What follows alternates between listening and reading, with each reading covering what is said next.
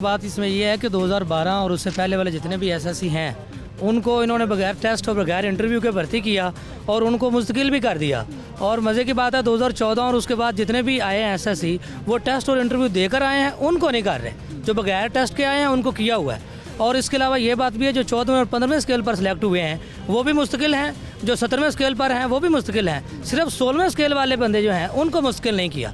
और हम मेरिट पर आए हैं, ज़िले वाइज मेरिट लगा है, लिस्टें लगी हैं। सारे टीचर एसएससीज हों या एईओज़ हों वो बिल्कुल मेरिट पर आए हैं और लिस्टें लगी हैं बाकायदा।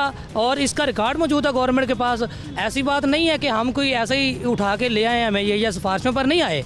और इसमें ज़्यादातर मैं खुद एमफिल हूँ, एमफिल फिजिक्स हूँ। इधर आप बेशुमार एमफिल और पीएचडी लोग देख सकते हैं। एमफिल पीएचडी इतने पढ़े लिखे हाई क्वालिफाइड लोग हमारे सड़कों पे बैठे हुए। बिल्कुल आप इधर अगर पूछें तो बहुत सारे लोग एमफिल और पीएचडी हैं और वो 16 स्केल पर, और इनमें बहुत सारे ऐसे लोग हैं जो पहले 14वें और 15वें स्केलों पर थे और जब जॉब्स आई 16 की तो उन्होंने वो छोड़कर 16 ज्वाइन किया।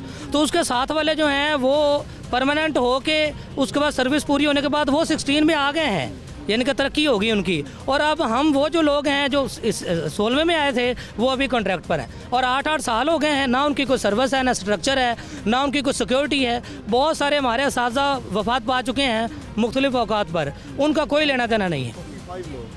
ये सिलसिले में मैं बड़ी एक दिलचस्प बात करना चाहता हूँ। इस गवर्नमेंट के मुंह के ऊपर ये एक है कि केपीके के अंदर यही पीटीआई गवर्नमेंट है जिसने 58,000 टीचर्स को जो हमारी तरह एनटीएस टेस्ट देकर मेरिट पर इंटरव्यू देकर भर्ती हुए थे उनको तो परमानेंट कर दिया। लेकिन मैं गवर्नमेंट ऑफ पंजाब से ये सवाल करता हूँ कि पंजाब के नौजवानों का क्या गुनाह है, वही एनटीएस टेस्ट और इंटरव्यू देकर मेरिट पर ये भर्ती हुए हैं, इन 14,000 लोगों को परमानेंट क्यों नहीं किया जा रहा?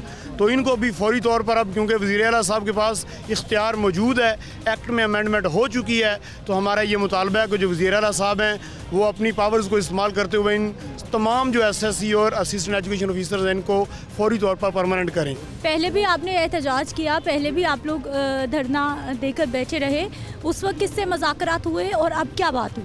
हम पहले 3-4 बार धरना दे चुके हैं। हम यहाँ पर हम प्रोटेस्ट कर चुके हैं। 1.5 साल पहले इसी जगह पर हमने तकरीबन 11 दिन हमने यहाँ पे धरना दिया था। उस वक्त एक्ट में अमेंडमेंट हुई थी और उसके बाद 2 दिसंबर को हमने प्रोटेस्ट किया था प्रेस क्लब में। और वहाँ पे मियाँ असलम इकबाल साहब उन्होंने हमारे साथ कमिटमेंट की थी कि आप इस अपने प्रोटेस्ट को ख़त्म कर दें और ज़मान पार्क में रैली ना लेकर जाएँ, मैं आपका मसला हल करूँगा।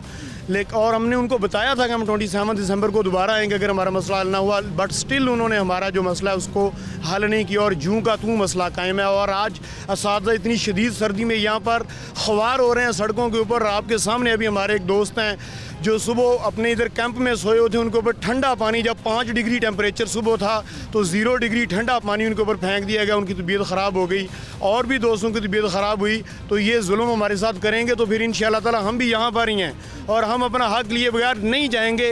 ये जो चाहें हमारे साथ करें, हम नहीं जाएंगे। मैम अगर देखा जाए तो यहाँ पे हमारे पास किसी किस्म की कोई फैसिलिटी मौजूद नहीं है। इवन कि हमारे पास बेसिक नेसेसिटी जो है, हमारे पास वाशरूम मौजूद नहीं है, हमारे पास पानी मौजूद नहीं है। उसके बावजूद पिछले हम 11 दिनों तक टिके रहे थे। इस दफ़ा हम ये तहैया करके आए हैं कि जब तक हमारा नोटिफिकेशन नहीं हो जाता, अगर आप देखें कि हमारा बिल में अमेंडमेंट हो चुकी है, चीफ सेक्रेटरी ऑफिस में हमारा जो बिल है वो ऑलरेडी अवेलेबल है। सीएम साहब जस्ट उसे बुला के उस समरी पे साइन कर सकते हैं। जस्ट एक साइन के लिए यहाँ मैं खुद पीएचडी स्कॉलर हूँ, मैं पीएचडी बायोलॉजी कर रहा हूँ, लेकिन हम लोग यहाँ पे हज़ारों लोग हैं हमारे जैसे जो ख्वार हो रहे हैं। तो इसका ये तो नहीं है कि आप अगर ये चाहते हैं कि टीचर जो है वो अपना किरदार अदा करे। जो अभी यहाँ पे हमारे ऊपर मुश्किल आन पड़ी है वो ये है कि हमारे जो 2014 वाले एजुकेटर्स हैं, हमारे कॉन्ट्रैक्ट में ये वाज़िया बात लिखी हुई है कि मैक्सिमम 5 टाइम एक्सटेंशन मिल सकती है। इसका मतलब है कि जो 2014 वाले हैं उनका कॉन्ट्रैक्ट 2024 में वो टर्मिनेट हो जाएगा।